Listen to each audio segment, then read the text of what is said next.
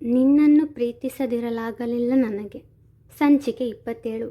ಹೇ ice, ಏನಂದ್ರು ನಿನ್ನ doctor ಎಂದು ಶಿವಿ ಕೇಳಿದಾಗ, ಐಶು, ಅವನಿಗೆ ನಾನು ಟ್ರೀಟ್ಮೆಂಟ್ ಕೊಡಬೇಕಂತೆ.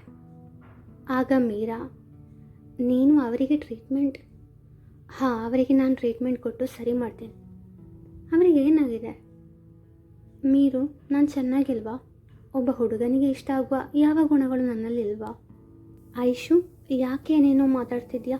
ಏನಾಗಿದೆ ನಿನಗೆ? ನಿನ್ನ ಮದುವೆ ಆಗೋ ಹುಡುಗ ಪುಣ್ಯ ಮಾಡಿರಬೇಕು.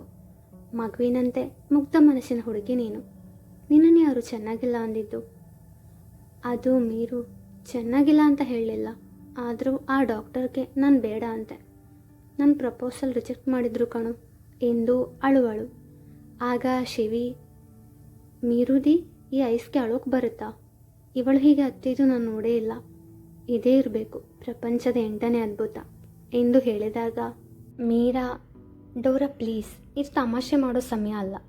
ನೀನೇ ಹೇಳಿದ್ಯಲ್ವಾ ಅವಳು ಇದುವರೆಗೆ ಹತ್ತಿದ್ದನ್ನು ನೋಡಿಲ್ಲ ಅಂತ. ಹಾಗಾದರೆ ಯೋಚನೆ ಮಾಡು, ಅವಳಿಗೆ ಅಳ್ತಾ ಇದ್ದಾಳೆ ಅಂದರೆ ಅವಳ ಮನಸ್ಸಿಗೆ ಎಷ್ಟು ನೋವಾಗಿರಬೇಕು. ಅವಳು ಆ ಡಾಕ್ಟರನ್ನು ತುಂಬ ಪ್ರೀತಿ ಮಾಡ್ತಿದ್ದಾಳೆ. ಅದಕ್ಕೆ ಅವರಿಷ್ಟ ಇಲ್ಲ ಅಂದಾಗ ಇವಳು ಹೀಗಾಗಿರೋದು. ಸಾರಿ ದಿ. ಈಗ ಸಾರಿ ಬೇಡ, ಮೊದಲು ಅವಳನ್ನು ಸಮಾಧಾನ ಮಾಡಬೇಕು.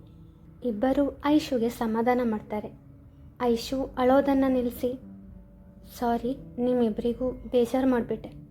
ನಾನೀಗ ಮನೆಗೆ ಹೋಗ್ತೀನಿ, ಇನ್ನೊಮ್ಮೆ ಬರ್ತೀನಿ ಇಲ್ಲಿಗೆ ಎಂದು ಹೇಳಿ ಅಲ್ಲಿಂದ ಹೊರಟಳು. ಕೃಷ್ಣ, ಐಶುಗೆ ಅವಳ ಪ್ರೀತಿ ಸಿಗೋ ಹಾಗೆ ಮಾಡು ಎಂದು ಮನಸ್ಸಲ್ಲೇ ದೇವರಿಗೆ ಅಪ್ಲಿಕೇಶನ್ ಹಾಕ್ತಾಳೆ ಮೀರಾ. ಮರುದಿನ ಬೆಳಗ್ಗೆ ಚೇತು ಹಾಗೂ ನಿವಿ ಮೈಸೂರಿಗೆ ಹೋಗಲು ತಯಾರಾದರು. ಬಂದು ಕೆಲವೇ ದಿನಗಳಾದರೂ ಅಲ್ಲಿದ್ದವರೊಂದಿಗೆ ಒಳ್ಳೆಯ ಆತ್ಮೀಯತೆ ಇತ್ತು ಅವಳಿಗೆ. ತವರು ಮನೆಯ ಥರ ಪ್ರೀತಿಯನ್ನು ಅಲ್ಲಿದ್ದವರು ಕೂಡ ಧಾರೆ ಎರೆದಿದ್ದರು. ಎಲ್ಲರ ಹತ್ತಿರ ಹೋಗಿ ಬರುವೆ ಎಂದು ಹೇಳುವಾಗ ಅವಳ ಗಂಟಲುಬ್ಬಿ ಬಂತು. ಇನ್ನೂ ತಡೆಯಲಾಗಲಿಲ್ಲ ಅವಳಿಗೆ. ಸರಿತಾರವರನ್ನು ಅಪ್ಪಿಕೊಂಡು ಜೋರಾಗಿ ಅತ್ತಳು. ಅವರೂ ಕೂಡ ನಿವಿಯನ್ನು ಸೊಸೆ ಎಂದು ಕಾಣದೆ ಮಗಳಂತೆ ಕಾಣುತ್ತಿದ್ದರು. ಅಲ್ಲಿದ್ದ ಎಲ್ಲರ ಕಣ್ಣಂಚು ಒದ್ದೆ ಆಯಿತು. ಸರಿತಾ ಹಾಗೂ ಜಾನಕಿಯವರು ಅವಳನ್ನು ಸಂತೈಸಲು ಪ್ರಯತ್ನಿಸಿದರು. ಸರಿತಾರವರು, ನಿವಿ ಪುಟ, ನನ್ನ ಮಗ ಅಂತ ನಾನು ಈ ಮಾತು ಹೇಳ್ತಿಲ್ಲ. ನಮ್ಮ ಚೇತು ತುಂಬ ಒಳ್ಳೆಯವನಮ್ಮ. ಚಿಕ್ಕ ವಯಸ್ಸಿನಿಂದಲೂ ಇನ್ನೊಬ್ಬರ ನೋವಿಗೆ ಸ್ಪಂದಿಸುವ ಗುಣ. ಎಲ್ಲರಲ್ಲೂ ಸೌಹಾರ್ದದಿಂದಲೇ ಮಾತನಾಡುವನು. ಯಾರಾದರೂ ಕಣ್ಣೀರು ಹಾಕಿದರೆ, ಅದರಲ್ಲೂ ಹೆಣ್ಣು ಮಕ್ಕಳು ಹತ್ರ, ಅವನು ಸಹಿಸಲಾರ. ಅವನಿಗೆ ಸಹನೆ ಹೆಚ್ಚು. ಆದರೂ ಸಹನೆಗೂ ಮಿತಿ ಇರುತ್ತೆ ಅಲ್ವಾ? ಕೋಪ ಬರುವುದು ಕಡಿಮೆ, ಬಂದರೆ ಅವನನ್ನು ಸಂಭಾಳಿಸಲು ಕಷ್ಟ. ಬರುವ ಕೋಪದಲ್ಲಿ ಏನು ಮಾಡ್ತಾನೋ ಗೊತ್ತಿಲ್ಲ. ಅವನಿಗೆ ಆತ್ಮೀಯರು ಅನಿಸಿದವರೊಂದಿಗೆ ಹೆಚ್ಚು ಮಾತಾಡ್ತಾನೆ. ಉಳಿದವರಲ್ಲಿ ಎಷ್ಟು ಬೇಕು ಅಷ್ಟೇ ಮಾತು. ನಾನಿದೆಲ್ಲ ಯಾಕೆ ಹೇಳ್ತೀನಿ ಅಂದರೆ, ಅಲ್ಲಿ ನೀವಿಬ್ಬರೇ ಇರ್ತೀರಾ. ಪರಸ್ಪರ ಅರ್ಥ ಮಾಡಿಕೊಂಡು ಜೀವನ ನಡೆಸಬೇಕು. ಅಲ್ಲಿ ನಿಮ್ಮ ತಪ್ಪನ್ನು ತಿದ್ದಲು ನಾವಿರುವುದಿಲ್ಲ. ಏನಾದರೂ ಸಮಸ್ಯೆ ಇದ್ದರೆ ಚೇತುಗೆ ಅಥವಾ ನನಗೆ ಕರೆ ಮಾಡಿ ಹೇಳು. ಆಮೇಲೆ ನಿಂಗೇನು ಬೇಕಾದರೂ ಸಂಕೋಚ ಪಡದೆ ಅವನಲ್ಲಿ ಕೇಳು. ನಾನು ಹೇಳಿದ್ದು ಅರ್ಥ ಆಯ್ತಲ್ವ ಪುಟ್ಟ? ಹ್ಞೂ ಎಂದು ತಲೆ ಆಡಿಸುವಳು. ಆಮೇಲೆ ಸರಿತಾರವರು ಚೇತು ಮುಖ ನೋಡಿ, ಕಂದ, ನೀವಿನ್ ಮುಂದೆ ನಿನ್ನ ಜವಾಬ್ದಾರಿ. ನಂಗೆ ಗೊತ್ತು ನೀನು ಅವಳನ್ನು ಚೆನ್ನಾಗಿ ನೋಡ್ಕೊಳ್ತೀಯ ಅಂತ. ಆದರೂ ಹೇಳ್ತಿದ್ದೀನಿ, ಆ ಮಗು ಕಣ್ಣಲ್ಲಿ ನೀರು ಬರದ ಹಾಗೆ ಚೆನ್ನಾಗಿ ನೋಡ್ಕೊ. ಅವಳನ್ನು ಜಾಸ್ತಿ ಗೋಳು ಹೊಯ್ಕೋಬೇಡ, ಗೊತ್ತಾಯ್ತಲ್ವಾ? ಹ್ಞೂ ಎಂದು ಅವರನ್ನು ತಬ್ಬಿಕೊಂಡು, ಮಿಸ್ ಯು ಅಮ್ಮ ಎಂದು ಹೇಳುವನು. ಕಾರ್ತಿಕ್ ಕೂಡ ಬಂದಿರ್ತಾನೆ. ಎಲ್ಲರಿಗೂ ಹೇಳಿ ಮೈಸೂರಿನ ಕಡೆಗೆ ಪ್ರಯಾಣ ಬೆಳೆಸುವರು. ತನು, ಹ್ಞೂ ಹೇಳು. ತನು, ಹೇಳೆ.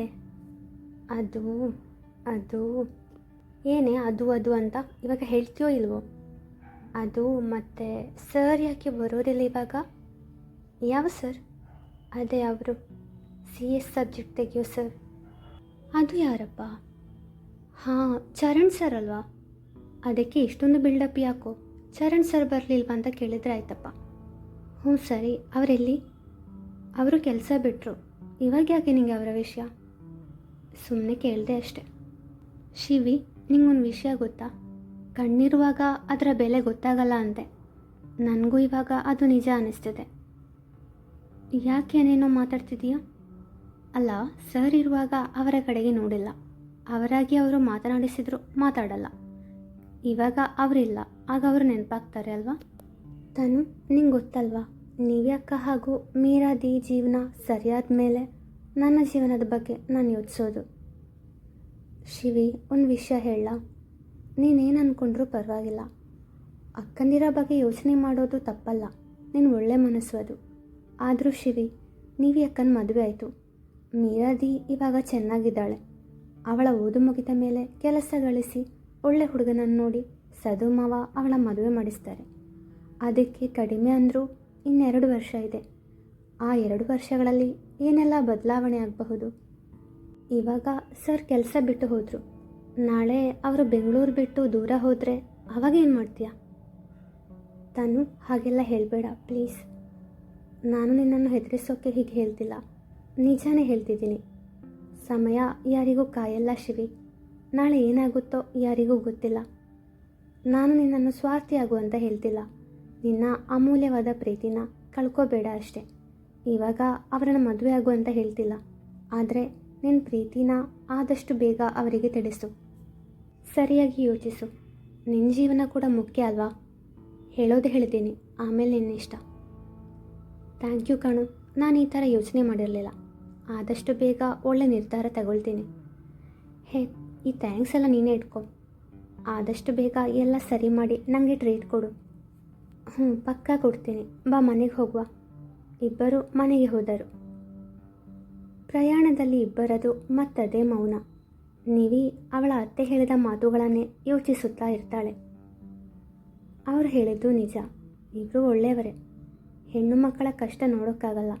ಅದಕ್ಕೆ ಅಲ್ವಾ ಪ್ರತೀಕ್ಷಾಗೆ ಸಹಾಯ ಮಾಡಿದ್ದು. ಇವರು ಕಾರ್ತಿ ಅಣ್ಣನ ಬೆಸ್ಟ್ ಫ್ರೆಂಡ್. ಒಂದು ವೇಳೆ ಇವರ ಸ್ವಭಾವ ಸರಿ ಇಲ್ಲ ಅಂತ ಆಗಿದ್ರೆ ಅಣ್ಣ ಈ ಮದುವೆ ಆಗೋಕ್ಕೆ ಬಿಡ್ತಾ ಇರಲಿಲ್ಲ. ಮನೆಯವರೆಲ್ಲ ಎಷ್ಟು ಒಳ್ಳೆಯವರು.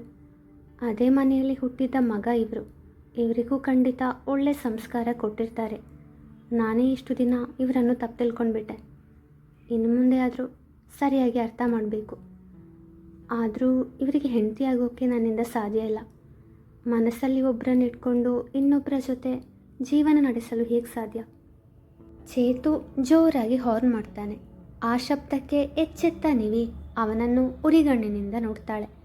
ಪಾಪ ಚೇತು, ಉಗುಳು ನುಂಗುತ್ತಾ, ಅದು ನಾವು ಮನೆ ತಲುಪಿದ್ವಿ, ಇಳೀರಿ ಎಂದಾಗ ಅವಳೇನೊಂದು ಮಾತನಾಡದೆ ಮೌನವಾಗಿ ಮನೆಯ ಮುಂದೆ ಹೋಗಿ ನಿಲ್ತಾಳೆ. ಒಳಗೆ ಹೋಗುವುದಿಲ್ಲ. ಯಾಕೆಂದರೆ ಮನೆಯ ಬೀಗ ಚೇತು ಕೈಯಲ್ಲಿರುತ್ತದೆ. ಮುಂದುವರಿಯುವುದು